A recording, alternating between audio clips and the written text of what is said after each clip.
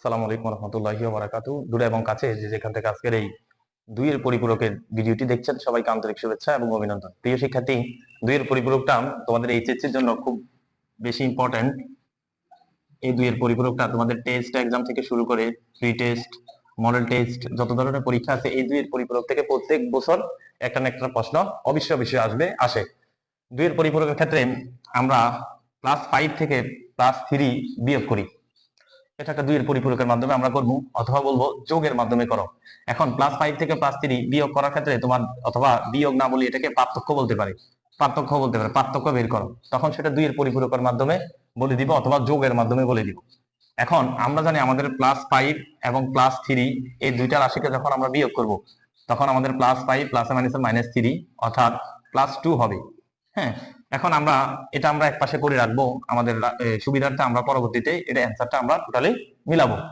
এখন যদি মনে করো যে +5 এর মানটা বাইনারিতে কত, +5 এর বাইনারি কত 1248, তাহলে 101, তাহলে 1 2 3 4 5 101।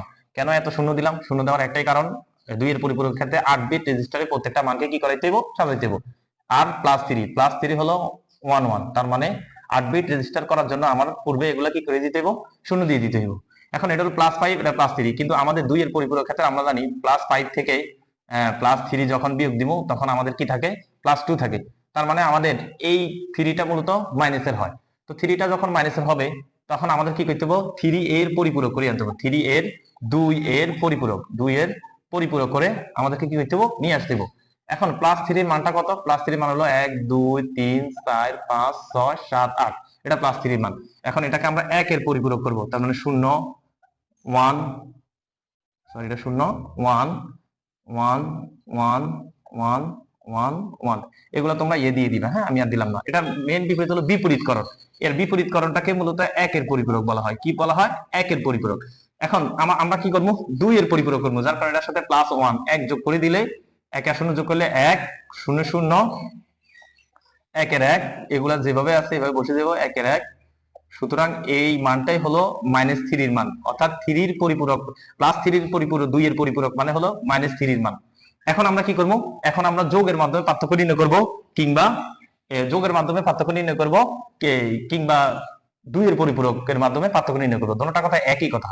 এখন আমরা লিখব +5 এর মানটা কত? 1 2 3 4 5 6 7 8, এটা +5 এর মান। আর -3 এর মানটা কত? -3 এর মানটা হলো 1 2 3 4 5 6 0 1। এখন আমরা পার্থক্য নির্ণয় করবো। আমাদেরকে শুরুতে বলেছে 2 এর পরিপূরকের মাধ্যমে। 2 এর পরিপূরকের মাধ্যমে যে কথা, যোগের মাধ্যমে একই কথা, এখানে কখনো বিয়োগ হবে না। এখন 1 1 যোগ করলে 10, 10 এর 0 হাতের আছে 1 0 0, আর হাতের 1 এর 1 1 1 1 যোগ করলে 10, 10 এর 0 হাতের আছে 1 10 এর 0 হাতে 1 10 এর 0 হাতে 1 10 এর 0 হাতের 1 10 এর 0 হাতের 1 10 এর 0 হাতের 1। এই একটা হলো ক্যারি বিট, এই একটা হলো কি বিট? Carry bit. তার মানে আমাদের ফলাফল 10। আমরা দেখি, এই যে দেখো +5 থেকে -3 গেলে আমাদের +2 থাকে, আর +2 এর বাইনারি হলো 10।